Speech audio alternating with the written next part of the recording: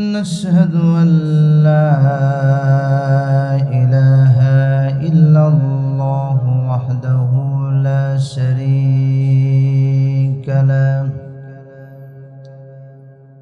ونشهد أن سيدنا وحبيبنا ومولانا محمدا عبده ورسوله الذي أرسله بالحق بشيرا ونذيرا وداعيا إلى الله بإذنه وسراجا وقمرا منيرا فقد قال الله تعالى في كلامه المجيد وفرقانه الحميد সকলে জবান খুলে বলুন আউযু বিল্লাহি মিনাশ শাইতানির রাজিম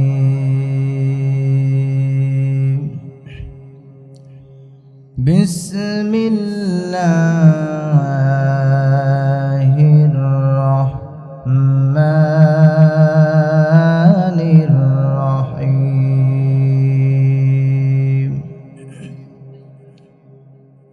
لقد كان لكم في رسول الله أسوة حسنة لمن كان يرجو الله واليوم الآخر وذكر الله كثيرا وقال تعالى إن الله وملائكته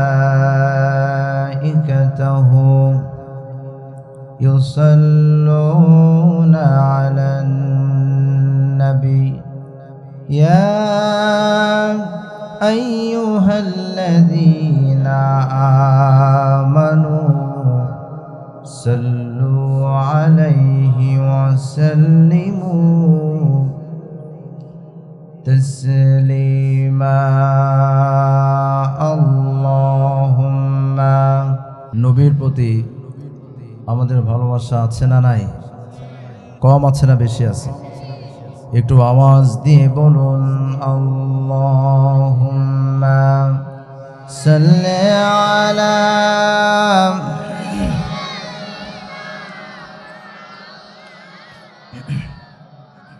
بلغ العلا بكماله كشف الدجى بجماله حسنت جميع خصاله صلوا عليه আরবের বুকে মক্কার পরে আমিনার যেথায় ঘর খোদার করুণা কাউসার হয়ে ঝরছে বারংবার বালাগাল উলা বিকামালিহি বাংলাদেশের সুনামধন্য ঐতিহ্যবাহী জেলা ঝিনাইদহ জেলার মহেশপুর থানার অন্তর্গত গাড়াবাড়িয়া গ্রাম কর্তৃক গাড়াবাড়িয়া গোপালপুর গ্রাম কর্তৃক আয়োজিত 51তম ইসালে সওয়াব ওয়াজ মাহফিলের সম্মানিত সভাপতি সাহেব কি নাম জনাব মোহাম্মদ রোকন আলী খান, সভাপতি গাড়াবাড়িয়া কেন্দ্রীয় জামে মসজিদ, এতক্ষণ পর্যন্ত কোরআন সুন্নাহ থেকে আলোচনা করে আপনাদেরকে ধন্য করেছেন আমার প্রিয় ভাই হযরত মাওলানা মুহাম্মদ আবু যর গিফারি চৌগাছা যশোর। আতালাল্লাহু উমরাহু ওয়া বারাকাল্লাহু ফি হায়াতি। আমরা সকলে বলছি আল্লাহুম্মা আমিন। আল্লাহ রাব্বুল আলামিন ভাইয়ের এই কণ্ঠকে শুধু বাংলাদেশ নয়, কোরআনের ময়দানে গোটা বিশ্বময় কবুল করুন। আমরা সকলে বলছি আল্লাহুম্মা আমিন। মঞ্চে উপবিষ্ট হযরত উলামায়ে কেরাম, সামনে বসা কোরআন প্রিয়, ইসলাম প্রিয় তাওহীদি জনতা, পর্দার আড়ালে স্থানরতা আমার মা এবং বোনেরা, আলোচনার সূচনায় আনুষ্ঠানিকতার মধ্য দিয়ে আমার পক্ষ থেকে হৃদয় নিংড়ানো প্রাণ খোলা সালাম। আসসালামু আলাইকুম ওয়া রাহমাতুল্লাহি ওয়া বারাকাতুহু। সকলেই বলুন রব্বানা লাকাল হামদ হামদান কাসীরান তাইয়িবান মুবারাকান ফি। ইয়া রাব্বি লাকাল হামদ কামা ইয়ানবাগি লিজালালি ওয়াজহিকা ওয়া আযীমি সুলতানিক। আমরা সকলেই কার শুকরিয়া আদায় করলাম? আসতে বলবেন না, কার শুকরিয়া আদায় করলাম? আমরা সকলে আল্লাহ তাআলার শুকরিয়া আদায় করে নিলাম। সাথে সাথে বিশ্ব মানবতা মুক্তির দূত, সর্বকালের সর্বযুগের সর্বশ্রেষ্ঠ মহামানব আকায়ে নামদার তাজেদার মদিনা, সে বিশ্ব নবীর শানে দরুদ ও সালাম পেশ করছি। আমরা সকলেই জবান ছেড়ে দিয়ে পড়ছি সাল্লাল্লাহু আলাইহি ওয়াসাল্লাম। প্রিয় মহেশপুরবাসী, আপনাদের কাছে আমার একটি প্রশ্ন, এই মাহফিল কি প্রতিদিন হয়? সপ্তাহে একদিন, মাসে একদিন, 6 মাসে একদিন, বছরে কয়দিন? একদিন। তো এই একদিনের জন্য অন্তত আল্লাহ রাব্বুল আলামিনের সন্তুষ্টির জন্য মিনিমাম 1 ঘন্টা সময় কি আল্লাহর কোরআনের জন্য, আল্লাহর জন্য আপনারা সকলেই ব্যয় করতে রাজি আছেন তো? সকলে রাজি আছেন? বুঝে শুনে বলছেন তো? অন্তত 1 ঘন্টা সময় বা মাহফিল শেষ না হওয়া পর্যন্ত আখেরি মোনাজাত না করে কারা কারা যাবেন? 2 হাত তুলে দেখান। কয়েকজন হাত উঠাই ফেলছে। আসলে এটা তালে তালে বলছে, অন্তর থেকে বলে নাই, ঠিক না? আসলে সকলেই আখেরি মোনাজাত করেই যাবে, ঠিক না? কোন আল্লাহ তাআলা আমাদেরকে কবুল করুন। আর আমি আপনাদেরকে লম্বা আলোচনা করে আপনাদেরকে কষ্ট দিতে চাই না, যেহেতু লম্বাই করবো। সারা রাত চলবে নাকি? সারা রাত চলবে, ফজর পর্যন্ত, সমস্যা নাই। আপনারা সকলেই থাকবেন, আমি সিরাজগঞ্জ চলে যাব। এখন বিষয় হলো, আমার ওই বদ অভ্যাস নাই। একজন বক্তার অভ্যাস ছিল কানে হাত দিয়া চোখ বন্ধ করে ওয়াজ করা। এখন ওয়াজ করতে করতে অনেকক্ষণ পরে যখন চোখ খুলছে দেখছে সামনে কেউ নাই।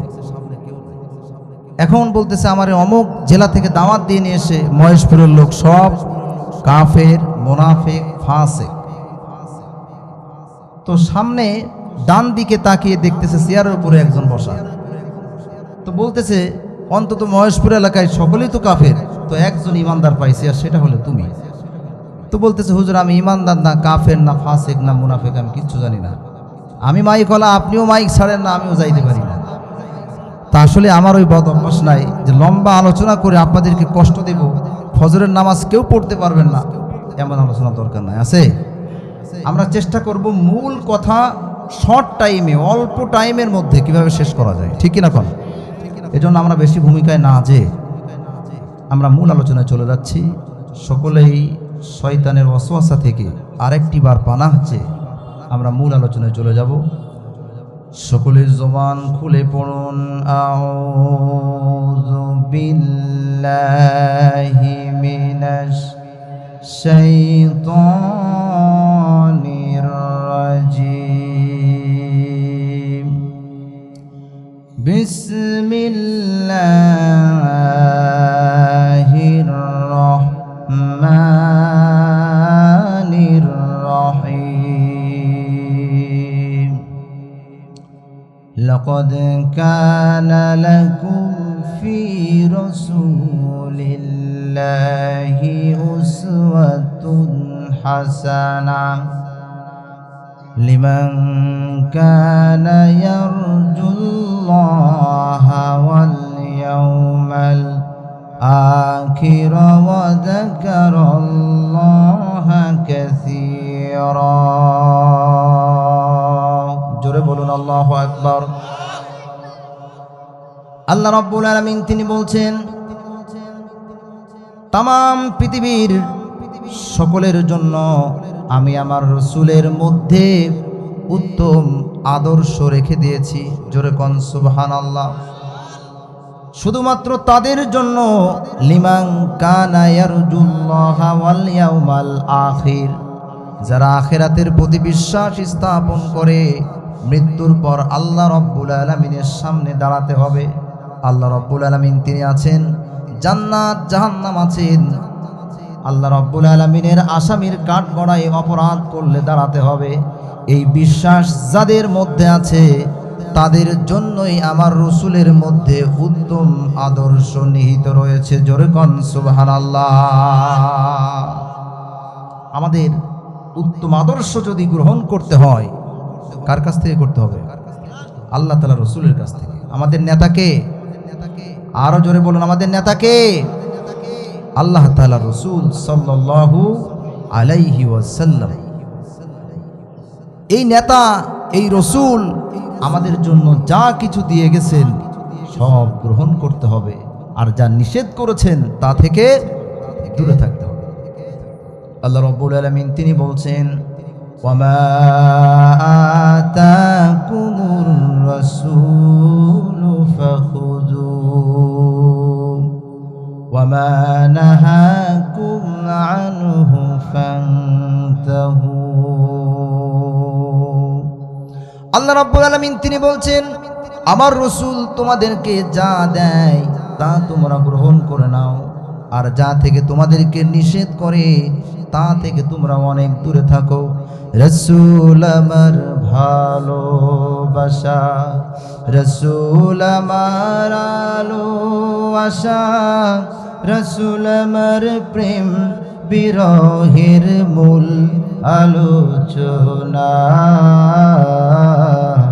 রাসূল আমার কাজে কর্মে অনুপ্রেরণা, রাসূল আমার ভালোবাসা।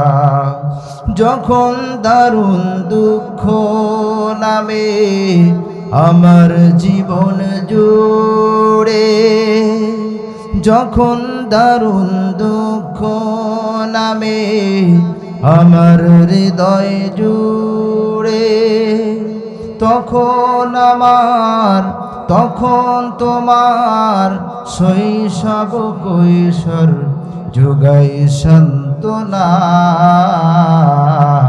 রাসূল আমার কাজে কর্মে অনুপ্রেরণা, রাসূল আমার ভালোবাসা। চিৎকার দিয়ে বলুন মারহাবা। আল্লাহ রাব্বুল আলামিনের হাবিব বিশ্বনবী তিনি আমাদের যা কিছু বলে গেছেন, দিয়ে গেছেন, এর মধ্যে আমাদের কল্যাণ আছে না নাই? আরো জোরে বলুন, আছে না নাই? একটা উদাহরণ দিলে বুঝতে পারবেন। আল্লাহ রাব্বুল আলামিনের হাবিব বিশ্বনবী জনাবে মুহাম্মদুর রাসূলুল্লাহ সাল্লাল্লাহু আলাইহি ওয়াসাল্লাম তিনি বলে গেছেন, তোমাদের সন্তানদেরকে, পুত্র সন্তানদেরকে অল্প বয়সেই খতনা করাও, মুসলমানি করাও। ঠিক কিনা কোন? আর যদি এই মুসলমানি না করাও তাহলে সন্তানদের রোগ হতে পারে, ইনফেকশন হতে পারে, জীবাণু জমতে পারে, অপবিত্র অবস্থায় থাকতে পারে। আল্লাহ রাব্বুল আলামিনের হাবিব বিশ্বনবী এই কথা আজ থেকে ১৫০০ বছর আগে তাম বিশ্ববাসীর জন্য তিনি জানিয়ে গেলেন।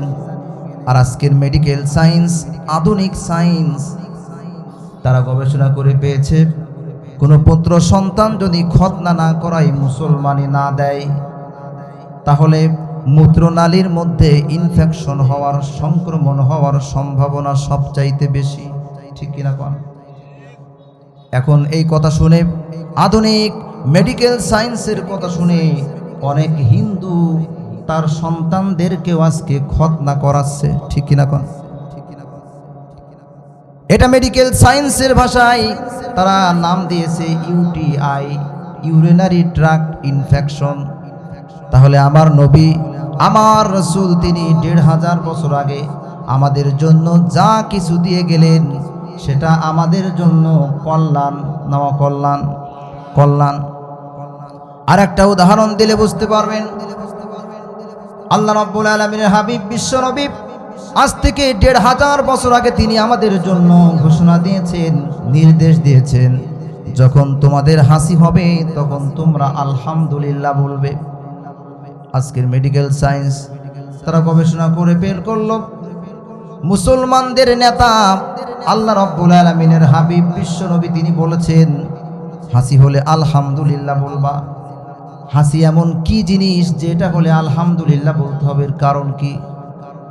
আজকের মেডিকেল সায়েন্স তারা গবেষণা করে, রিসার্চ করে পেয়েছে, একজন মানুষ যখন হাসি দেয়, একজন মানুষ যখন চিৎকার দিয়ে যখন হাসি দেয়, তার বডি থেকে, তার লাংস থেকে, তার ফুসফুস থেকে একটি নয়, দুইটি নয়, ১০০০ নয়, ২০০০ নয়, ৪০,০০০ রোগ জীবাণু তার ফুসফুস থেকে বেরিয়ে যায়। জোরে কোন সুবহানাল্লাহ। তাহলে আল্লাহ রাব্বুল আলামিনের হাবিব বিশ্ব নবী তিনি আমাদের জন্য যা কিছু বলে গেছেন এর মধ্যে কল্যাণ আছে না নাই? আরো জোরে বলুন, আছে না নাই? আমার প্রশ্ন হলো, যে বিশ্ব নবী জনাবে মুহাম্মাদুর রাসূলুল্লাহ সাল্লাল্লাহু আলাইহি ওয়াসাল্লাম আমাদের জন্য এত সুন্দর সুন্দর নিয়ম দিয়ে গেলেন, কানুন দিয়ে গেলেন, বিধিবিধান দিয়ে গেলেন, না জানি সেই বিশ্ব নবী তিনি দেখতে কত সুন্দর। আর যদি তার সেই মক্কা মদিনায়, আরব দেশে যদি আমাদের জন্ম হতো, আল্লাহ রাব্বুল আলামিনের হাবিবের সুন্দর নুরানি চেহারা দেখে আমরা ধন্য হয়ে যেতাম। ঠিক কিনা কোন? জন্ম আমার যদি হতো আরবে, মক্কা মদিনার কোন গ্রামে, জন্ম আমার যদি হতো আরবে, মক্কা মদিনার কোন গ্রামে, তোমার দিদার লাভে ধন্য হতাম, নবী তোমায় দেখে মন জোড়াতাম, বারবার দেখে মন জোড়াতাম। জন্ম আমার যদি হতো আরবে, মক্কা মদিনার কোন গ্রামে, তোমার দিদার লাভে ধন্য হতাম, বারবার দেখে মন জোড়াতাম, বারবার দেখে মন জোড়াতাম। জোরে বলুন মারহাবা। সে আল্লাহ রাব্বুল আলামিনের হাবিব না জানি কত সুন্দর, তার সেই দেশে যদি আমাদের জন্ম হতো আমরা সচক্ষে দেখতে পেতাম তাকে। ঠিক কিনা কোন? ওনার পিছনে নামাজ পড়তাম, আমাদের শান্তি লাগতো কি লাগতো না? লাগতো। এই জন্য আল্লাহ রাব্বুল আলামিন তার রসুলের ভিতরে আমাদের জন্য উত্তম আদর্শ দিয়ে দিয়েছেন। কিন্তু দুঃখজনক হলেও সত্য, আজকে বাংলাদেশের মানুষ সেই রসুলকে নেতা না মেনে এমন একজন ব্যক্তিকে নেতা মানে, যার ভিতরে নামাজ নাই, হাদিস কোরআন নাই, দাঁড়িয়ে প্রসব করে, প্যান্ট টাকনুর নিচে পড়ে, স্ত্রী সন্তানদের কোনো পর্দার খোঁজ খবর রাখে না, এমন মানুষকে আমরা নেতা হিসেবে গ্রহণ করেছি। ঠিক কিনা কোন? আমার কথা হলো, যদি নেতা মানতে হয় বিশ্ব নবী জনাবে মুহাম্মদুর রাসূলুল্লাহ সাল্লাল্লাহু আলাইহি ওয়াসাল্লামকে মুসলমানেরা নেতা মানবে। ঠিক কিনা? সেই বিশ্ব নবীর জীবন চরিত্র যারা ধারণ করবে, তার চরিত্র যারা মানবে, তাদেরকে আমরা নেতা মেনে নেব। ঠিক কিনা কোন? এই জন্য আল্লাহ রাব্বুল আলামিন তিনি বলছেন, কুল ইন কুনতুম তুহিব্বুনাল্লাহ ফাত্তাবিউনি ইউহিব্বুকুমুল্লাহু ওয়া ইয়াগফির লাকুম যুনুবাকুম ওয়াল্লাহু গফুরুর রহিম। জোরে বলুন আল্লাহু আকবার।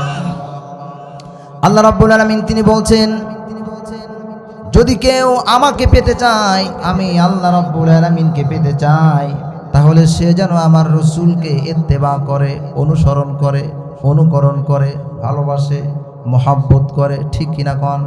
আল্লাহকে যে পাইতে চায়, হযরতকে ভালোবেসে, আল্লাহকে যে পাইতে চায়, আরশ কুরসি লৌহে কালাম, আরশ কুরসি লৌহে কালাম, না চাহিতে পেয়েছে সে, হযরতকে ভালোবেসে, আল্লাহকে যে পাইতে চাই। জোরে বলুন মারহাবা। আল্লাহ রাব্বুল আলামিনকে পেতে হলে বিশ্ব নবীর মানার, ইত্তেবা করার, অনুসরণ করার বিকল্প কোনো পথ আছে না? মহেশপুর পাশির কাছে আছে মনে হয়, পৃথিবীর কারো কাছে আছে? নাই। তাহলে সেই রসুলকে মানতে হবে নেতা হিসেবে। তার জীবনে যা কিছু হয়েছে, তিনি যা মানতে বলেছেন আমাদেরকে মানতে হবে, যা নিষেধ করেছেন তা থেকে দূরে থাকতে হবে। আমার নবীর মুখের ভাষা সুন্দর ছিল, তিনি মানুষের সাথে সুন্দর ব্যবহার করতেন। যদি আজকে আমি সেই রসুলের কাছ থেকে তার এই চরিত্রের এই বৈশিষ্ট্য আমি গ্রহণ করতে পারি, তাহলে বুঝতে হবে বিশ্ব নবীর একটি চরিত্রের অন্যতম বৈশিষ্ট্য আমি আমার ব্যক্তিগত জীবনে ধারণ করতে পেরেছি। জোরে কোন সুবহানাল্লাহ। আজ সমাজের অনেক মানুষের মুখের ভাষা ভালো নয়, মানুষের সঙ্গে কথায় কথায় ঝগড়া করে, মানুষকে গালিগালাজ করে, আছে না নাই? ওর মুখের ভাষার কারণে ওর পাশেই কেউ যায় না। অনেক মানুষ, সমাজের সকলেই জানে ওর ব্যবহার ভালো না, মুখের কথায় কোনো মিষ্টি নাই, রসকস নাই, কর্কশ ভাষা। যদিও এটা মহেশপুর ঝিনাইদহে নাই, এটা নীলফামারীতে আছে। এদিকে নাই মনে হয় আপনাদের, তাই না? এদিকেও আছে। অথচ আল্লাহ রাব্বুল আলামিনের হাবিবের চরিত্রের বৈশিষ্ট্য দেখুন। তিনি এত সুন্দর করে মধুর ভাষায় মানুষের সামনে তিনি কথা বলতেন। এত সুন্দর করে কথা বলার কারণে অসংখ্য অমুসলিম তারা বিশ্ব নবীর কাছে এসে তার মুখের ভাষায় মিষ্টি ভাষা শুনে তারা সঙ্গে সঙ্গে মুসলমান হয়ে যেতেন। জোরে কোন সুবহানাল্লাহ। তুফাইল ইবনে আমর একজন কঠোর অমুসলিম। ইসলাম কবুল করার আগে মক্কার কুরাইশ সর্দাররা বলল, তুফাইল ইবনে আমর, চতুর্দিকে গুঞ্জন উঠছে, মুহাম্মদ নামের ওই জাদুকরের কাছে যারাই যায় তারাই ওর কথার প্রেমে পড়ে যায়, ওর দলে চলে যায়। তুফাইল ইবনে আমর, তুমি একজন জ্ঞানী মানুষ, তুমি একজন শিক্ষিত মানুষ, একজন কবি, একজন সাহিত্যিক, একজন দার্শনিক, তুমি খবরদার যেন মুহাম্মদের কাছে না যাওয়া হয়। এখন আবু জাহাল, আবুল আহাব, উতবা, সাইবা তারা সঙ্গে সঙ্গে তুফাইল ইবনে মানুষ, আমার ভালো মন্দ বোঝার সেই পার্থক্য করার সেই শক্তি আমার আছে, মুহাম্মদ যে কেমন খারাপ মানুষ, কেমন জাদুকর, আমি একটু দেখতে চাই। সুবহানাল্লাহ কোন। তুফাইল ইবনে আমর তিনি দৌড় শুরু করলেন বিশ্ব নবীকে খোঁজার জন্য। খুঁজতে খুঁজতে যায়া কাবা শরীফের কাছে যাই পেলেন বিশ্বনবী জনাবে মুহাম্মদুর রাসূলুল্লাহ সাল্লাল্লাহু আলাইহি ওয়াসাল্লাম তিনি কাবা চত্বরে নামাজ আদায় করছেন। পিছন দিক দিয়া যায়া তুফাইল ইবনে আমর দাঁড়িয়ে গেলেন আর মনোযোগ সহকারে বিশ্বনবীর নামাজের কোরআন তেলাওয়াত তিনি শুনছিলেন। বিশ্বনবী সেই সময় কোরআন তেলাওয়াত করছিলেন, কুল হুয়াল্লাহু আহাদ আল্লাহুস সামাদ লাম ইয়ালিদ ওয়া লাম ইউলাদ ওয়া লাম ইয়াকুল লাহু আল্লাহু আকবার। নামাজ শেষ হয়ে গেল। আমার রাসূল সাল্লাল্লাহু আলাইহি ওয়াসাল্লামের সামনে এসে তুফাইল ইবনে আমর হাঁটু গেড়ে বসে গেলেন আর বললেন, হুজুর, আমার জীবনে এমন তেলাওয়াত কোনো মানুষের মুখে শুনি নাই যেটা আপনার জবান থেকে নামাজের মধ্যে শুনেছি। জোরে কোন সুবহানাল্লাহ। তুফাইল ইবনে আমর বলল, হুজুর, আমাকে আপনি ইসলাম সম্পর্কে একটু জানান, একটু জ্ঞান দেন, একটু আমাকে বুঝান, একটু আমাকে শোনান, আমি ইসলাম সম্পর্কে জানতে চাই। আমার নবী, বিশ্ব নবী জনাবে মুহাম্মদুর রাসূলুল্লাহ সাল্লাল্লাহু আলাইহি ওয়াসাল্লাম এত সুন্দর মিষ্টি ভাষায়, আস্তে আস্তে নরম ভাষায়, কোমল হৃদয় নিয়ে তুফাইল ইবনে আমরকে ইসলাম সম্পর্কে জ্ঞান দিলেন, দ্বীনের দাওয়াত দিলেন। তুফাইল ইবনে আমর সঙ্গে সঙ্গে তার হৃদয়টা গলে গেল এবং বিশ্বনবী জনাবে মুহাম্মদুর রাসূলুল্লাহ সাল্লাল্লাহু আলাইহি ওয়াসাল্লামের হাতে হাত দিয়ে বলল, হুজুর, আমি আর খামুখাওয়া মুসলিম থাকতে চাই না। আবু জাহাল, আবু লাহাব, উতবা, সাহেবা, কুরাইশদের বড় বড় নেতাদের কথা আমি আর শুনতে চাই না। আমার জীবনের বড় ভুল ভেঙে গেছে, আপনি আমারে কালেমা পড়ে মুসলমান বানায় নেন। সঙ্গে সঙ্গে তুফাইল ইবনে আমরের হাত ধরে বিশ্বনবী তিনি বললেন, তুফাইল, পড়ো আশহাদু আল্লাহ ইলাহা ইল্লাল্লাহু ওয়া আশহাদু আন্না মুহাম্মাদান আবদুহু ওয়া রাসূলুহু। জান্নাতে একা আমি যাব না তো ভাই, তোমাকেও জান্নাতি দলে নিতে চাই। সকলেই, জান্নাতে একা আমি যাব না তো ভাই, তোমাকেও জান্নাতি দলে নিতে চাই। চিৎকার দিয়ে বলুন মারহাবা।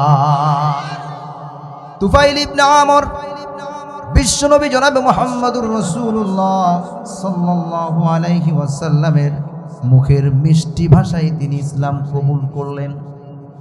এজন্য আল্লাহ রাব্বুল আলামিন তিনি বলছেন, ফাবিমা রাহমাতিম মিনাল্লাহি লিনতা লাহুম ওয়ালাউ কুনতা ফাজ্জান গালিজাল কলবি লানফাদ্দু মিন হাওলিক। হে নবী, আপনার এই হৃদয়টা, আপনার মুখের জবানটা মিষ্টি ভাষা করে দিয়েছি আমি আল্লাহ রাব্বুল আলামিন। যদি আপনার এই জবান দিয়ে মিষ্টি কথা না বের হতো, আপনার হৃদয়টা যদি কোমল না হতো, তাহলে আপনার দাওয়াতে কোনো কাজ হতো না। এমনকি যারা ইসলাম কবুল করেছে আপনার কাছেই থাকে, তারাও আপনার কাছ থেকে অনেক দূরে সরে যেত। জোরে কোন আল্লাহু আকবার। এজন্য আপনি মানুষকে মিষ্টি ভাষা দিয়ে যেটা করতে পারবেন, ভালোবাসা দিয়ে যেটা করতে পারবেন, ক্ষমতার দাপট দেখায়া চোখ মোটা করে সেই কাজটা করতে পারবেন না। ঠিক কিনা কোন? মানুষকে ভালোবাসা দিয়ে বিশ্বনবী তিনি দ্বীনের দিকে দাওয়াত দিয়েছিলেন। এজন্য আল্লাহ রাব্বুল আলামিন তিনি বলছেন, উদউ ইলা সাবিলি রাব্বিকা বিল হিকমা ওয়াল মাউইযাতিল হাসানাতি ওয়াজাদিলহুম বিল্লাতি হিয়া আহসান। আল্লাহ রাব্বুল আলামিন তিনি বলছেন, তোমরা মানুষদেরকে ইসলামের দিকে আহ্বান করো হিকমতের সাথে, সুন্দর ভাষায়। জোরে কোন সুবহানাল্লাহ। আর যখন আপনি মানুষদেরকে দ্বীনের দাওয়াত দিবেন, কালেমার দাওয়াত দিবেন, ইসলামের দাওয়াত দিবেন, তখন সমাজের, দেশের, পৃথিবীর এক শ্রেণীর মানুষ আপনার পক্ষে থাকবে, আর এক শ্রেণীর মানুষ আপনার বিরুদ্ধে যাবে। ঠিক কিনা কোন? কোরআনের পাখি আল্লামা দেলোয়ার হোসাইন সাঈদী সাহেব, যার বাসার পাশে ওয়াজ করে আসলাম গত 10 দিন আগে, ফিরোজপুর ইন্দুরকান্দি জিয়ানগর। আপনারা যারা গেছেন তার মাজার জিয়ারত করতে জানেন। সেখানে মাহফিল ছিল 3 দিন ব্যাপী। আমাকে শেষের দিন রাখছিল এবং প্রধান মেহমান ছিল মাসুদ সাঈদী, ওনার সন্তান। মাহফিল শেষ করে হুজুরের কবর জিয়ারত করে আসলাম। যে কথা বলছিলাম সেটা হলো, এই বিশ্ববরেণ্য মুফাসসির কোরআন আল্লামা দেলোয়ার হোসাইন সাঈদী সাহেব শুধু বাংলাদেশ নয়, তামাম পৃথিবীতে প্রায় 50টি দেশে তিনি কোরআনের দাওয়াত দিয়েছেন। মানুষদেরকে ইসলামের দিকে আহ্বান করেছেন, নাকি নিজের দিকে? কোন দিকে? আল্লাহর দিকে, ইসলামের দিকে। কিন্তু তৎকালীন সময়ে এক শ্রেণীর মানুষ তার পিছনে উঠে পড়ে লেগেছিল, ঠিক কিনা কন? শুধু তাই নয়, তাকে 1 বছর নয়, 2 বছর নয়, দীর্ঘ 13টি বছর কারারুদ্ধ করে তিল তিল করে দুনিয়া থেকে চিরতরে বিদায় করে দিয়েছে। আল্লামা সাঈদী তুমি মরনি, শহীদ হয়েছ তুমি এটাই জানি, ঠিক না? দেখা তো হবে না আর এই জীবনে, দেখা হবে জান্নাতে ফুল বাগানে। হে আশা কবুল করো আল্লাহ তুমি, শহীদ হয়েছ তুমি এটাই জানি। আল্লামা সাঈদী তুমি মরনি, শহীদ হয়েছ তুমি এটাই জানি। জোরে বলুন মারহাবা। তাহলে মানুষের উপরে জুলুম করে, নির্যাতন করে সত্যকে কোনোদিন নিশ্চিহ্ন করা সম্ভব? আরো জোরে সম্ভব নয়। এর দৃষ্টান্ত উদাহরণ হলো, গত কয়েক সপ্তাহ আগে উসমান হাদি নামের একজন যুবক ভাই শহীদ হয়েছেন, ঠিক কিনা কোন? এই ভাই ছিল সত্যের পক্ষে অটল, ন্যায়ের পক্ষে অটল, ইনসাফ ভিত্তিক সমাজ গঠনের জন্য তিনি আন্দোলন করে গেছেন। তার ভূমিকা অপরিসীম। এই ব্যক্তিকে যারা হত্যা করলো, এর যে জনপ্রিয়তা এত, এরা কি জানতো? এই ব্যক্তির নাম আজ থেকে 1 মাস আগে কেউ জানতো না, ঠিক কিনা কোন?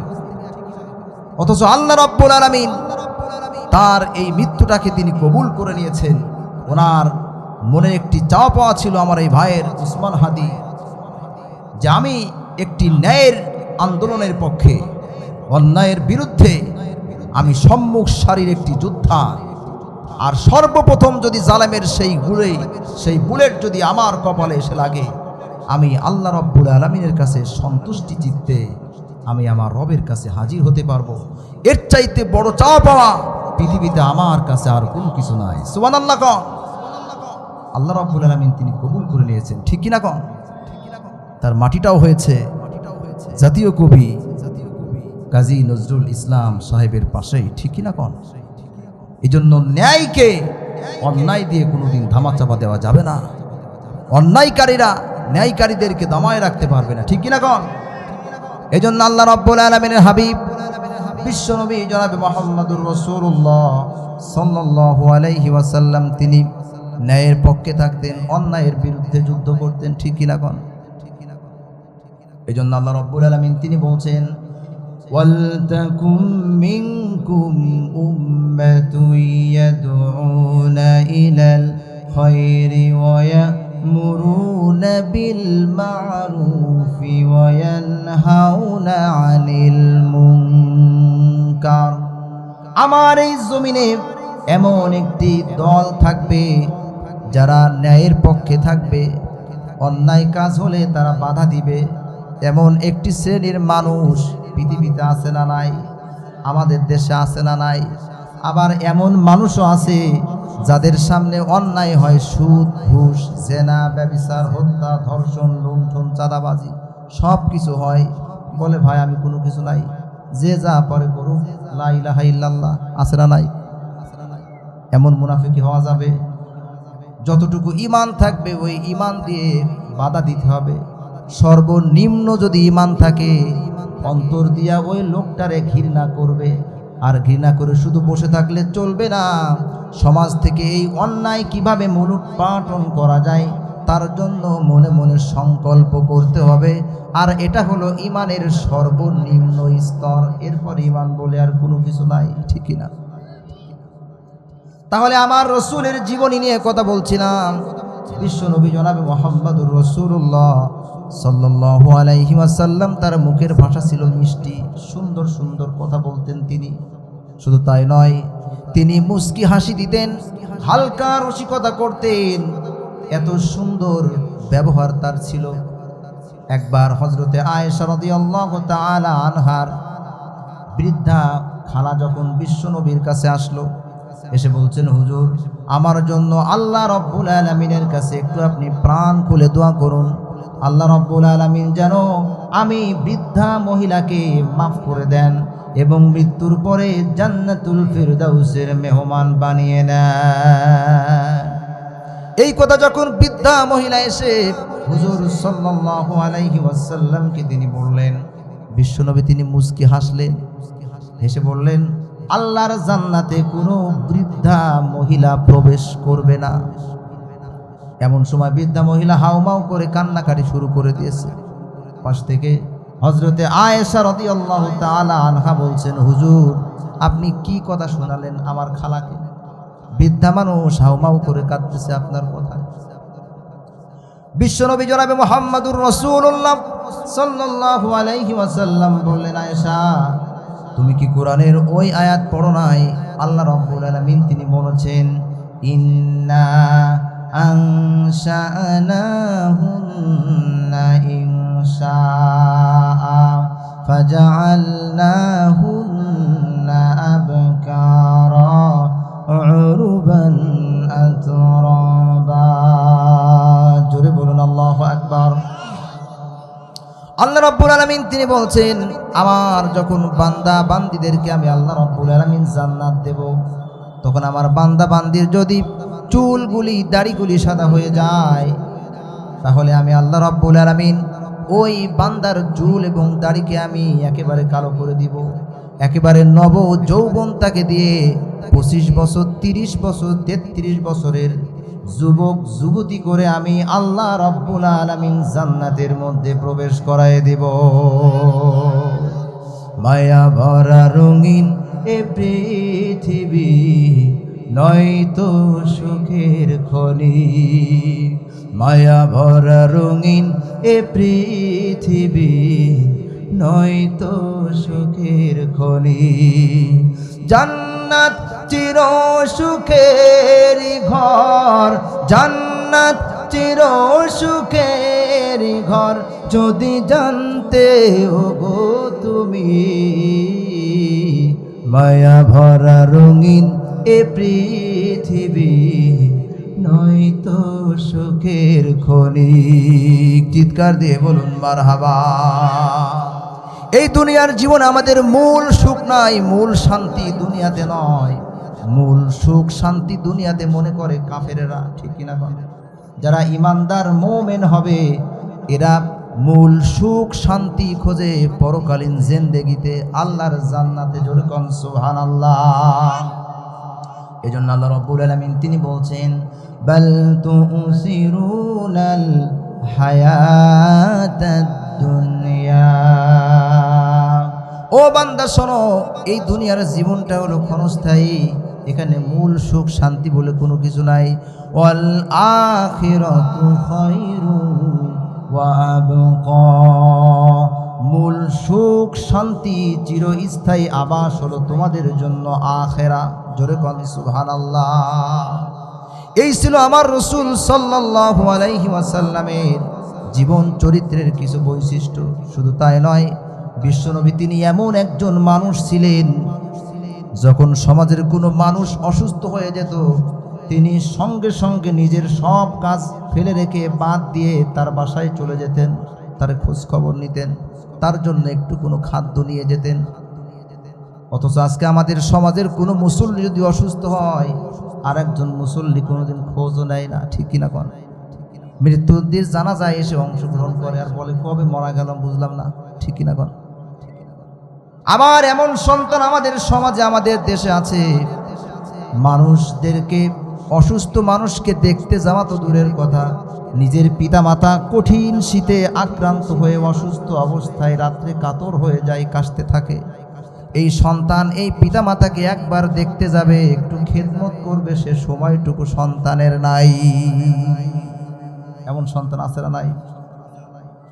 অথচ আল্লাহ রাব্বুল আলামিন তিনি বলছেন, ওয়াকাদা রাব্বুকা আল্লা তা'বুদু ইল্লা ইয়্যাহু ওয়া বিল ওয়ালিদাইনি ইহসানা। আমি আল্লাহ রাব্বুল আলামিনের পক্ষ থেকে তোমাদের জন্য চূড়ান্ত ফায়সালা হয়ে গেছে। আমি আল্লাহ রাব্বুল আলামিনের ইবাদত করার পরে আর কারো ইবাদত নয়। তোমরা সকলেই তোমাদের পিতামাতার প্রতি খেদমত করবে, ইহসান করবে, দয়া করবে, ভালোবাসবে। এটাই আমি আল্লাহ রাব্বুল আলামিনের পক্ষ থেকে আদেশ। জোরে কোন সুবহানাল্লাহ। আল্লাহ রাব্বুল আলামিন তিনি অন্যত্র বলছেন, ওয়াসাইনাল ইনসানা বিওয়ালিদাইহি হামালাতুহু উম্মুহু ওয়াহানান আলা ওয়াহনিন ওয়া ফিসালুহু ফি আমাইনি আনিশকুর লি ওয়া লিওয়ালিদাইহি। আমি আল্লাহ রাব্বুল আলামিনের পক্ষ থেকে আমি সকল সন্তানদেরকে আমি একটি আদেশ দিয়েছি, তারা যেন সকলেই তাদের পিতামাতার প্রতি খেদমত করে, ভালোবাসে, মহাব্বত করে। কেননা এই জনম দুঃখিনী মা বাবা তোমাকে কষ্টের পর কষ্ট সহ্য করে গর্ভে তোমাকে তোমার জনম দুঃখিনী মা ধারণ করেছেন, ঠিক কিনা কন? শুধু তাই নয়, 2 বছর তুমি সন্তান তোমাকে তিল তিল করে দুধ পান করিয়ে বড় করেছেন। অস্বীকার করার কোনো উপায় আছে? নাই। এখন যদি কোনো সন্তান মনে করে আমার জনম দুঃখিনী মা আমার জন্য কি করেছে এমন, মাত্র 2 বছর দুধ পান করাইছে, আমি 2 বছর দুধের ঋণ পরিশোধ করে দেব, সম্ভব? আমি বলি 1 বছর নয়, 6 মাস নয়, 1 মাস নয়। যদি কোনো সন্তান তার নিজের শরীর থেকে তাজা চামড়া কেটে জনম দুঃখিনী মায়ের 1 ফোঁটা দুধের ঋণ পরিশোধ করার জন্য 1 জোড়া জুতা বানিয়ে দেয় জনম দুঃখিনী মায়ের জন্য, তারপরেও জনম দুঃখিনী মায়ের 1 ফোঁটা দুধের হক আদায় করা সম্ভব নয়। মায়ের 1 ধার দুধের দাম কাটিয়া গায়ের চাম, পাপুষ বানাইলেও ঋণের শোধ হবে না। এমন দরদি ভাবে কেউ হবে না আমার মা গো, এমন দরদি ভাবে কেউ হবে না আমার মা গো। চিৎকার দিয়ে বলুন মারহাবা। আল্লাহ রাব্বুল আলামিনের হাবিব বিশ্বনবী তিনি যেমন পিতামাতাকে সম্মান করতেন, খেদমত করতেন, ভালোবাসতেন, পাশাপাশি সমাজের দেশের যারাই অসুস্থ হতো সঙ্গে সঙ্গে তার বাসায় চলে যেতেন, খেদমত করতেন, তার জন্য প্রাণ খুলে দোয়া করতেন। একবার এক ইহুদি যুবক বিশ্বনবীর বাসায় তিনি কাজ করতেন। হঠাৎ এই যুবক অসুস্থ হয়ে গেল। বিশ্বনবী তিনি খোঁজ পেলেন, আমার বাসায় যে কাজ করে ইহুদি যুবক সে নাকি অসুস্থ। বিশ্বনবী জনাবে মুহাম্মদুর রাসূলুল্লাহ সাল্লাল্লাহু আলাইহি ওয়াসাল্লাম তিনি সঙ্গে সঙ্গে ইহুদি যুবকের বাসায় গেলেন, তার পাশে বসলেন, তার মাথায় হাত বুলায়ে দিলেন, তার একটু সেবা যত্ন করলেন। সেবা যত্ন করছেন কিনি? তামাম পৃথিবীতে আল্লাহ রাব্বুল আলামিন যাকে রহমত করে পাঠাইছেন সেই বিশ্ব নবী রাহমাতাল লিল আলামিন তিনি সেবা করছে একজন ইহুদি যুবকের। কথাটা সহজ নয়। ইহুদি যুবকের এই খেদমত করার পরে তার পাশে বসে বলছেন, যুবক তুমি যদি এই মুহূর্তে ইসলাম কবুল করে নাও, ঈমান আনো, কালেমা পড়ে মুসলমান হয়ে যাও, তাহলে পৃথিবীতে সবচেয়ে উত্তম কাজ তোমার এটা হতে পারে। সঙ্গে সঙ্গে ইহুদি যুবক পাশেই দাঁড়ানো ছিল তার পিতা, পিতার দিকে নজর করলেন অসুস্থ অবস্থায়। পিতার দিকে যে সন্তান ইহুদি যুবক তাকালো, পিতা বলছেন, বাবা আতি আবাল কাসেম, আবুল কাসেম তোমারে যা বলে তা তুমি নির্দ্বিধায় সেটা মেনে নাও। সঙ্গে সঙ্গে ইহুদি যুবক বলছেন, হুজুর আমার হাতে হাত দিয়ে আপনি আমারে মুসলমান বানিয়ে নেন, আমারে কালেমা পড়ায় দেন। হুজুর সাল্লাল্লাহু আলাইহি ওয়াসাল্লাম সঙ্গে সঙ্গে বললেন, যুবক তুমি আমার সঙ্গে কালেমায়ে শাহাদাত পড়ো, আশহাদু আল্লা ইলাহা ইল্লাল্লাহু ওয়া আশহাদু আন্না মুহাম্মাদান আবদুহু ওয়া রাসূলুহু। ইমানের পথে অবিচল থেকে আমার মরণ যেন হয়। আল্লাহুম্মা আমিন বলেন। ইমানের পথে অবিচল থেকে আমার মরণ যেন হয়। তোমারই কাছে মিনতি আমার, তোমারই কাছে মিনতি আমার। মহামহিম দয়াময় ইমানের পথে অবিচল থেকে আমার মরণ যেন হয়। জোরে বলুন আল্লাহুম্মা আমিন। এই ইহুদি যুবক সঙ্গে সঙ্গে মুসলমান হয়ে গেল কালেমা। একটু পরেই এই ইহুদি যুবকের মৃত্যু হয়ে গেল। বিশ্বনবী জনাবে মুহাম্মদুর রাসূলুল্লাহ সাল্লাল্লাহু আলাইহি ওয়াসাল্লাম তিনি বললেন, আলহামদুলিল্লাহিল্লাযী আনকাযাহু বি মিনান নার। সকল প্রশংসা মহান আল্লাহ রাব্বুল আলামিনের জন্য, যিনি আমার মাধ্যমে এই যুবককে জাহান্নামের আগুন থেকে বাঁচিয়ে দিয়েছেন। জোরে কোন সুবহানাল্লাহ। আল্লাহ রাব্বুল আলামিনের হাবিব, তার কি চরিত্র, তার কি জীবনের বৈশিষ্ট্য, কি উন্নত জীবন আদর্শ আল্লাহ রাব্বুল আলামিন তার ভিতর আমাদের জন্য রেখেছেন। জোরে কোন সুবহানাল্লাহ। এখন অনেক মানুষ বলবেন, হুজুর সমাজের এক শ্রেণীর মানুষ আছে এই সাধারণ সুন্নাহগুলি মানে খুব বেশি, মিষ্টি কথাও বলে, মানুষের সঙ্গে ভালো ব্যবহারও করে, খাবার শেষে মিষ্টি পানও করে, মিসওয়াকও খুব করে, মাথায় টুপিও খুব দেয়, মুখে দাড়িও খুব সুন্দর রাখে, কিন্তু যেগুলো হক কথা আছে, শক্ত সুন্নাহ যেগুলি আছে, সেগুলি মানার সময় খুঁজে পাওয়া যায় না। এক শ্রেণীর মানুষ আছে না নাই? আল্লাহ রাব্বুল আলামিনের হাবিব বিশ্বনবী দিন কায়েমের জন্য, ইসলাম কায়েম করার জন্য যুদ্ধের ময়দানে দন্দন মুবারক শহীদ হয়েছে। মাথার লোহার হেলমেট ভেঙে মাথার মধ্যে ঢুকে গেছেন এবং মাথার রক্ত শরীর মুবারক থেকে বেয়ে বেয়ে পা দিয়ে জুতার মধ্যে এসে আটকিয়ে গেছে। পা জুতা থেকে বের হয় না, পা এত কষ্ট। তাহলে এই সুন্নতগুলি যখন মানার কথা বলবেন, দেশের সমাজের এক শ্রেণীর মানুষ আছে বলবে, মার খাওয়া সুন্নত আমি মানি না। ঠিক কিনা কোন? মিষ্টি খাওয়ার কথা বলো, কদু খাওয়ার কথা বলো, আসি। তুমি মিসওয়াক করা ফজিলত তো জানো, খাবার শেষে মিষ্টি মুখের হাদিসটা মানো। ঠিক না?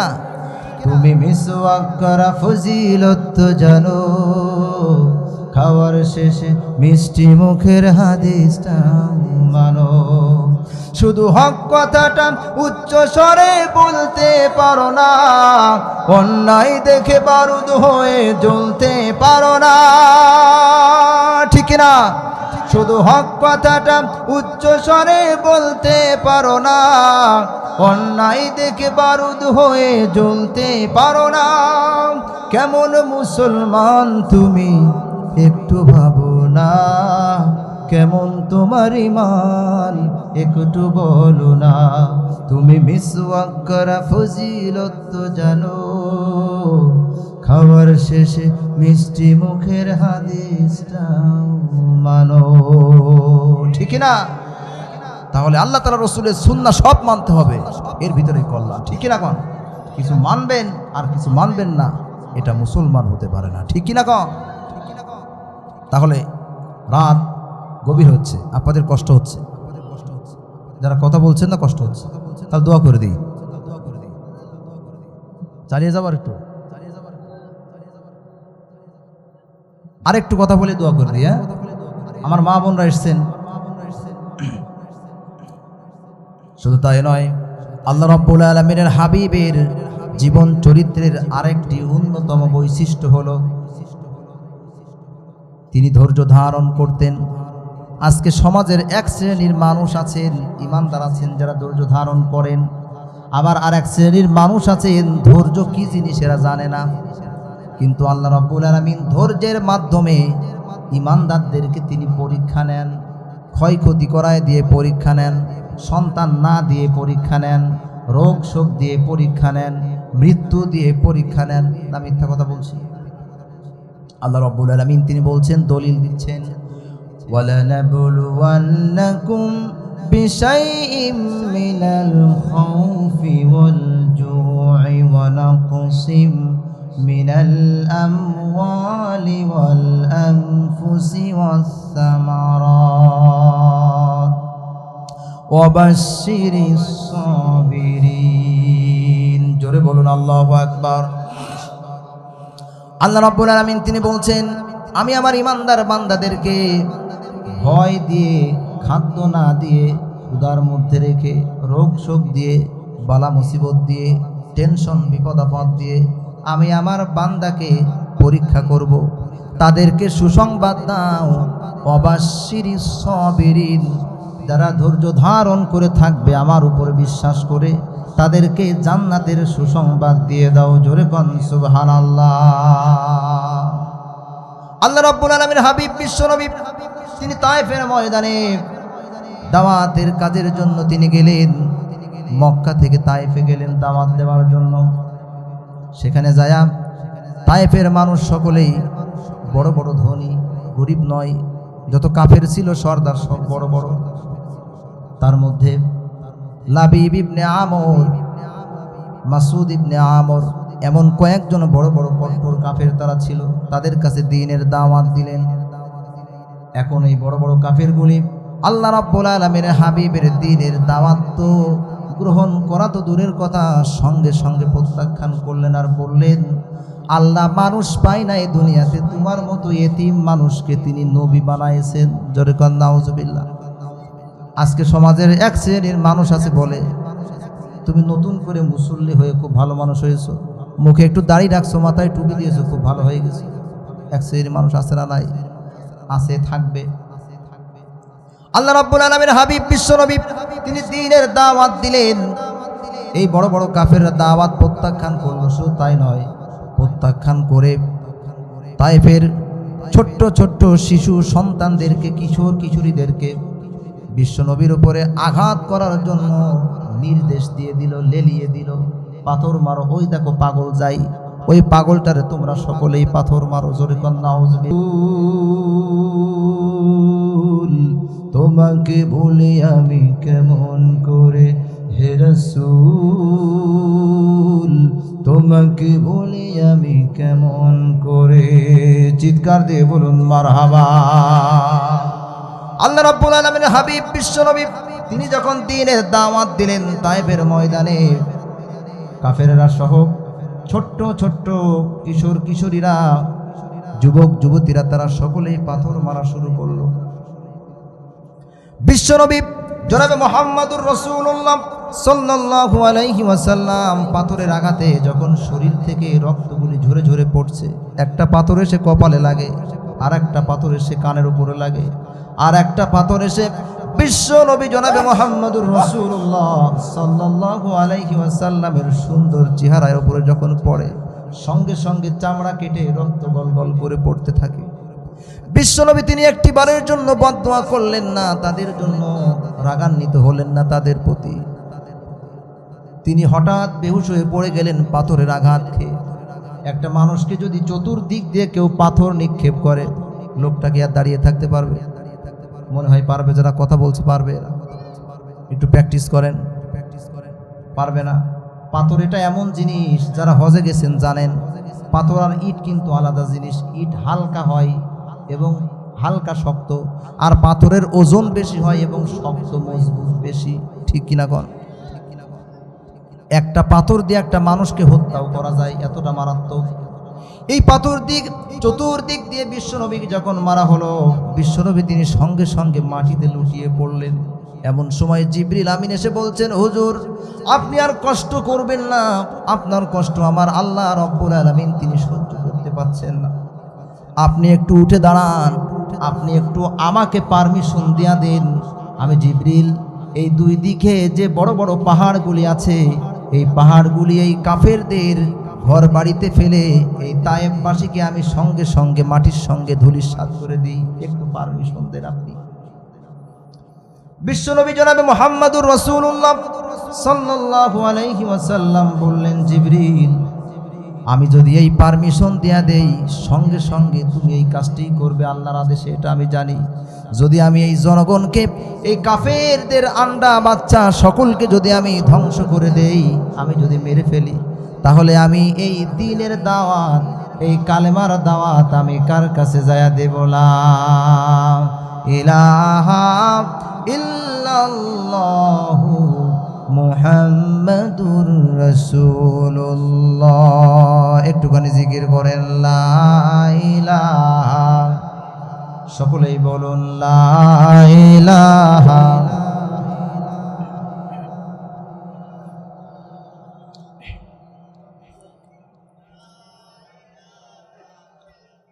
शम्सुद्दुहा है बदरुद्दुजा है, नूरे हुदा सरवार का, कल्बे फुकर मैं उनकरा। शम्सुद्दुहा है बदरुद्दुजा है, नूरे हुदा सरवार का, कल्बे फुकर मैं उनकरा। मुहम्मद से जो मिले हाय, उनसे खुदा भी मिलेगी। मुहम्मद से जो मिले हाय, उनसे खुदा भी मिलेगी। वही नूर की तजल्ली से पहाड़ को सुरमा बनाया अल्लाह ने, पहाड़ को सुरमा बनाया। शम्सुद्दुहा है बदरुद्दुजा है, नूरे हुदा सरवार का, कल्बे फुकर मैं उनकरा। ला इलाहा।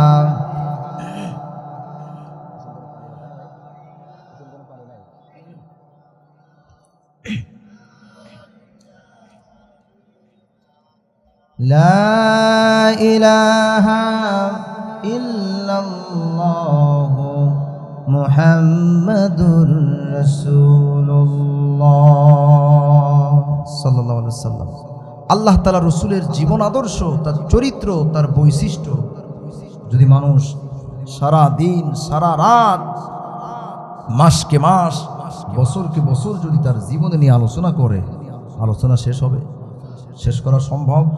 সম্ভব নয়। আসুন আমরা সকলে যেন আল্লাহ তাআলা রাসূলের জীবন আদর্শ, তার ব্যবহার আমরা যেন ফলো করতে পারি, মানতে পারি। আল্লাহ তাআলা আমাদের সকলকে এই তৌফিক দান করুন। এখন বিষয় হলো এই ইসালে সওয়াব। এখানে আমাদের পুরুষ ভাই বাবাজি যারা আছেন, তাদের চেয়েও অধিকাংশে বেশি হয় প্রত্যেকটা মাহফিলে আমাদের মা বোনেরা, ঠিক কি না? তো এখানেও আমার মনে হয় মা বোনরা কম হয়নি, এখানেও বেশি হয়েছে কম বেশি, ঠিক কি না? তো এখন যদি মা বোনদের সম্পর্কে দুই একটা কথা না বলে যাওয়া হয়, তাহলে বলবে যে এই সেম হুসাইন আহমেদ হুজুর আসছিল, শুধু ওয়াজ করে চলে গেল, আমাদের বিষয়ে কিচ্ছু বললো না, 2 ঘন্টা বসে থাকলো, ঠিক কি না? না দোয়া করে দেব? কয়েকটা কথা বলি, তাই না? আমি বলি, আমার মা বোনদের জন্য আমি মাত্র 4টি আমলের কথা বলবো, 4টি টিপস, 4টি পয়েন্ট আমি দিয়ে যাব। আমি মুসাফির মানুষ, এই 4টি আমল আমার মা বোনের অবশ্যই করবেন, আমি বিশ্বাস রাখি। আল্লাহ তাআলা আমার মা বোনদেরকে কবুল করুন, আমিন। আমার মা বোনদের জন্য নাম্বার 1 যে আমলটা করতে হবে, যে কাজটা করতে হবে, সেটা হলো 5 ওয়াক্ত নামাজ আদায় করতে হবে, ঠিক কিনা কন? কেননা নামাজ এমন একটি ইবাদত, এমন একটি আমল যার দ্বারা মানুষ অন্যায় অশ্লীল কাজ থেকে অনেক দূরে থাকতে পারে, ঠিক কিনা কন? আল্লাহ রাব্বুল আলামিন তিনি বলছেন, ইন্নাস সালাতা তানহা আনিল ফাহশাই ওয়াল মুনকার। নিশ্চয় নামাজ এমন একটি ইবাদত যা মানুষকে অন্যায়, অশ্লীল, খারাপ কাজ থেকে দূরে রাখতে পারে। জোরে কোন সুবহানাল্লাহ। আমার মা বোনদেরকে বলি, শুধু নামাজ আদায় করলে হবে না, নামাজ আদায় করেন যে কোরআন দিয়ে, যে কোরআন তেলাওয়াত করে নামাজ পড়ার পাশাপাশি সেই কোরআনের রাজ আল্লাহর জমিনে কায়েম হবে, কায়েম হয়, এর জন্য আপনাকে চেষ্টা করতে হবে। ঠিক কিনা কোন? ও নামাজি, কোরআন দিয়ে নামাজ পড়ো, সমাজ কেন গড় না। ও নামাজি, কোরআন দিয়ে নামাজ পড়ো, সমাজ কেন গড় না। ঠিক কিনা কোন? আমি সংক্ষেপে বলছি। নাম্বার 2 মা বোনদের জন্য, সেটা হলো আমার মা বোনদের জন্য 2 নাম্বার টিপস, 2 নাম্বার আমল, সেটা হলো পবিত্র মাহে রমজানের 30টি রোজা রাখার চেষ্টা করতে হবে। অসুস্থতা বাদে যখনই আপনি ভালো থাকবেন, সুস্থ থাকবেন, রাখার চেষ্টা করতে হবে। এখন এই নামাজের পরে পবিত্র মাহে রমজানের রোজা শুধু মা বোনদের জন্য রাখলেই হবে, মুসলমানদের পুরুষদের রাখার দরকার নাই না? সকলের দরকার, সকলের দরকার। আর পবিত্র মাহে রমজান মাস যখন মুসলমানদের দরজায় আসে, তখন যারা প্রকৃতপক্ষে ঈমানদার, এদের অন্তরের মধ্যে একটু ভালো ভালো লাগে কি লাগে না? একটু আনন্দ আনন্দ অনুভব হয় কি হয় না? আবার এক শ্রেণীর নামধারী মুসলমান আছে, রমজান মাস আসলে আনন্দ তো দূরের কথা, ওদের রাগ হয়। ঠিক কিনা? গ্যাস বেড়ে যায়। অনেক মানুষকে আমি বলতে শুনেছি, হুজুর রোজা রাখবো কেমনে, আমার এমনি গ্যাসের সমস্যা, হুজুর রোজা রাখলে গ্যাস আরো বেড়ে যায়, এই জন্য রোজা রাখতে পারি না। এক শ্রেণীর মানুষ আছে না? নাই? আছে। এই জন্য পবিত্র মাহে রমজানের রোজা রাখতে হবে আমাদের সকলকে, মা বোনদেরকে। পবিত্র মাহে রমজান যখন আমাদের সামনে আর মাত্র কয়েক সপ্তাহ পরে, 1 মাস পরে যখন চলে আসবে, তখন ঈমানদার যারা হবে প্রকৃতপক্ষে, এদের অন্তরের মধ্যে এটাই আসবে, আল্লাহ রাব্বুল আলামিন তোমার কাছে প্রার্থনা করি, পবিত্র মাহে রমজানের 30টি রোজা না রেখে যেন আমারে তুমি মৃত্যু দিও না। ঠিক কিনা কোন? মাহে রমজান এলো, বছর ঘুরে এলো সবার মাঝে আবার ফিরে। মাহে রমজান এলো, বছর ঘুরে মুমিন মুসলমানের দারে দারে। জোরে বলুন মারহাবা।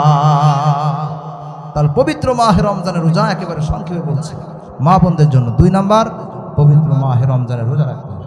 নাম্বার 3, মা বোনদের জন্য যে ওয়াজ 3 নাম্বার যে আমল, সেটা হলো স্বামীর খেদমত করতে হবে। কি করতে হবে? সকলকে বলতে হবে স্বামীর খেদমত। এখন আমার মা বোনেরা বলবে, হুজুর আলোচনা এতক্ষণ লাইনেই ছিল, কোনো সমস্যা ছিল না, কিন্তু হঠাৎ করে আপনি কেন যে আলোচনা এইদিকে ঘুরাই ধরলেন? কে আপনারে বললো? বলবে কি বলবে না? অনেকে স্বামীর খেদমত, অনেকে মা বোন এটা করতে চায় না, স্বামীকে মূল্যায়নই দিতে চায় না, সম্মানই করতে চায় না, সম্মান করে না। ঠিক না কোন? আবার যদি একটু চাকরিজীবী হয়, চাকরিজীবী বলুন, স্বামীও চাকরি করে, স্ত্রীও চাকরি করে, এরকম মানুষ মনে হয় আপনাদের এই যে এলাকাতে নাই? এলাকাতেও আছে। অধিকাংশ ফ্যামিলিতে যারা চাকরি করে 2 জন, আমি কথাটা বললাম একটু খেয়াল রাখবেন মনোযোগ দিয়ে। স্বামী চাকরি করে 30,000 টাকা মাসে বেতন পায়, আবার স্ত্রী চাকরি করে তাও সেই 20-30,000 টাকা বেতন পায়। এখন 2 জনই চাকরি করে বাসায় আসছে, 2 জনই ক্লান্ত, সারাদিন মাস্টারি করছে, ডাক্তারি করছে, যাই করছে।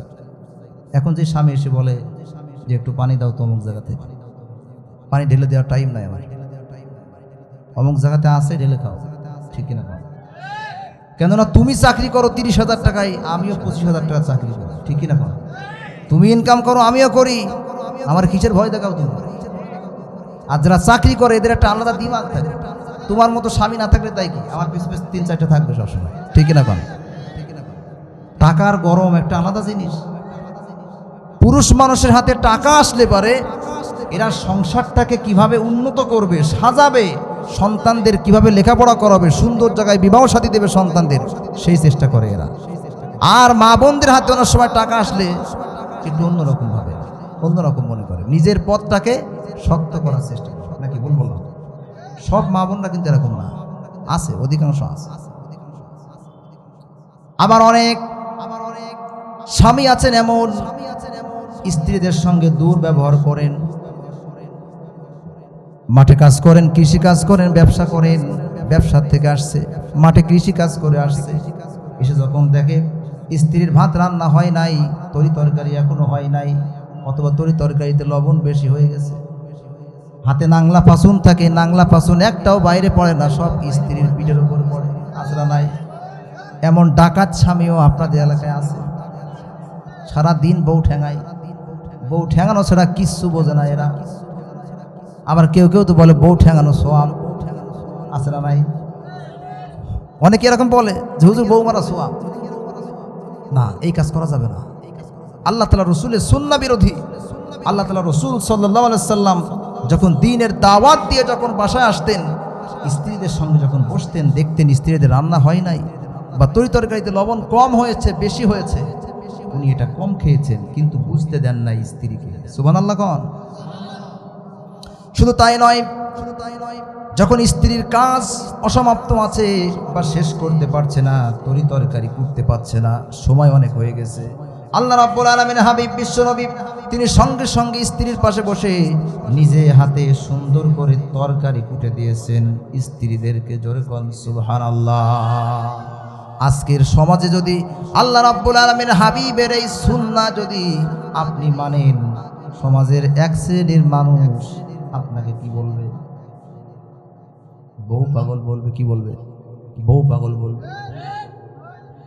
যে অমুকের ছেলে বউ পাগল, সারাদিন বোর কাজ করে দেয়, নিজের কাজ নাই, আসলে নাই।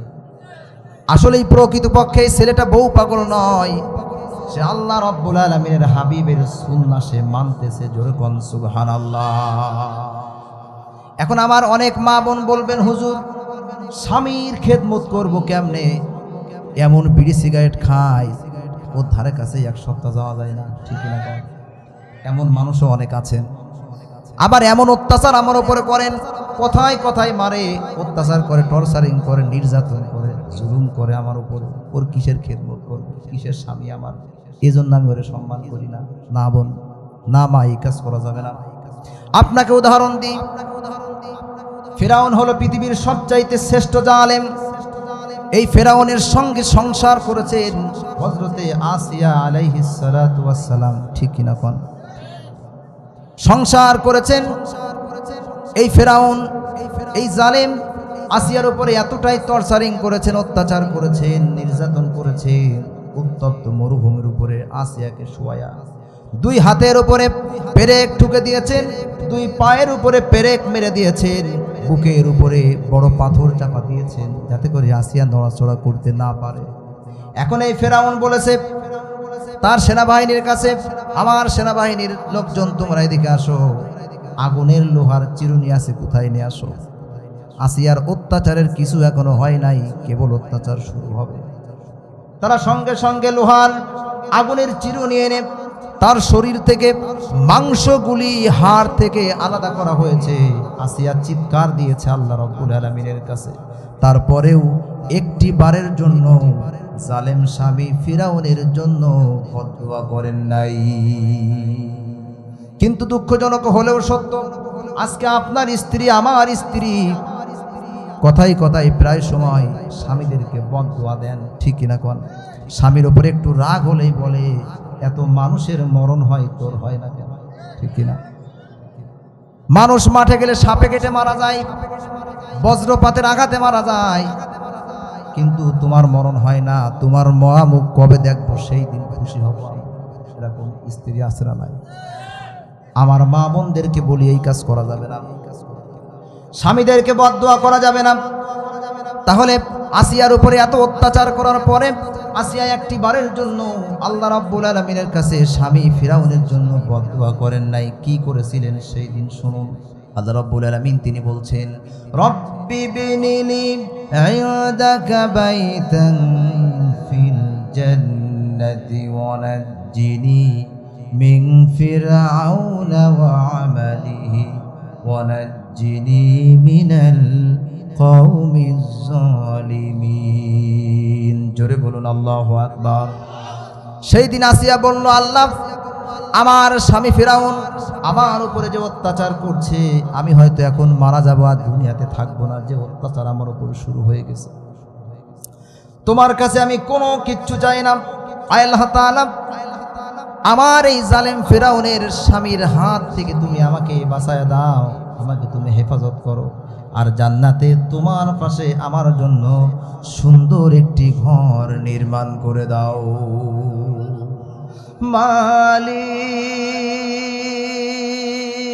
মালিক, তুমি জান্নাতে তোমার কাছে আমার একটি ঘর বানিয়ে দিও,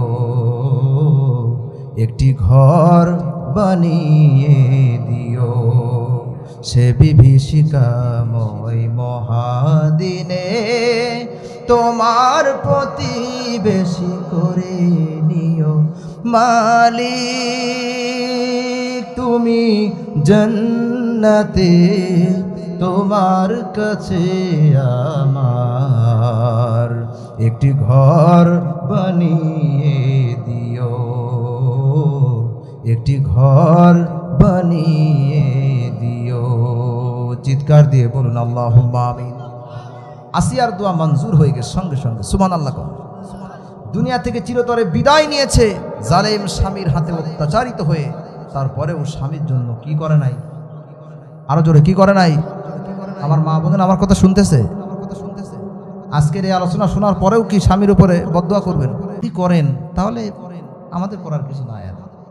যেটা বলার দরকার সেটা বলে দিলাম, ঠিক কিনা কোন? 4 নাম্বার পয়েন্ট বলবো মা বোনদের জন্য। 4 নাম্বার পয়েন্ট হলো আমার মা বোনদের জন্য পর্দা করা। কি করা? পর্দা। আজকে পর্দা সমাজে, দেশে, পৃথিবীতে আছে না নাই? বলছে আছে। এই বুরকা পর্দা না তো?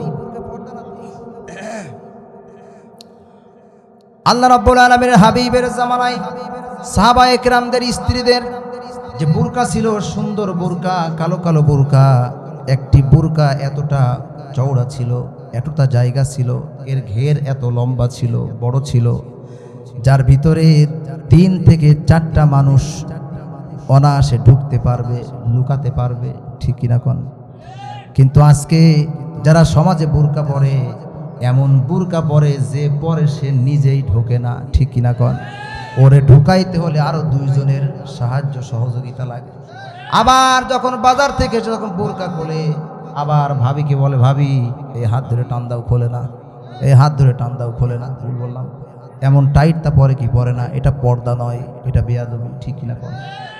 আল্লাহ রাব্বুল আলামিন তিনি বলছেন, অকরনা ফি বুয়ুতিকুন্না ওয়ালা তাবাররাজনা তাবাররুজাল জাহিলিয়াতিল উলা। আমি আল্লাহ রাব্বুল আলামিন তোমাদের জন্য ঘোষণা দিলাম, জাহিলি যুগের মেয়েদের মতো আটো সাটো পোশাক পরে তোমরা রূপ পরিচর্যা করে মানুষদেরকে দেখিয়ে দেখিয়ে বেড়াবে না, তোমরা পর্দা করবে। এই বিধান কার? আল্লাহ রাব্বুল আলামিনের। নামাজ পড়া যেমন ফরজ, হজ করা যেমন অর্থশালী যারা তাদের জন্য ফরজ, রোজা রাখা যেমন ফরজ, ঠিক তদ্রূপ পর্দা করাও মুসলমান মা বোনদের জন্য ফরজ। কি ফরজ না? ফরজ। আমি আমার মা বোনদেরকে বলতে চাই, আপনি আজকে আপনার হাতের নখ রাখলেন, মাথার চুলগুলি আপনি ওয়েস্টার্ন কালচারের মতো কালার করলেন, কাটিং করলেন, বিভিন্ন কায়দায় আপনি সাজগোজ দিলেন, আপনি অন্য পর পুরুষকে দেখানোর জন্য। এই মুহূর্তে যদি আপনার কাছে মালাকুল মাউত চলে আসে, আপনি যখন দুনিয়া থেকে চিরতরে বিদায় নিয়ে যাবেন, তখন সঙ্গে সঙ্গে মসজিদের মাইকে এলান হবে, অমুকের মেয়ে আর দুনিয়াতে নাই, অমুকের স্ত্রী আর দুনিয়াতে নাই, অমুকের মা আর দুনিয়াতে নাই। একদিন তোমার নাম মসজিদে হবে এলান।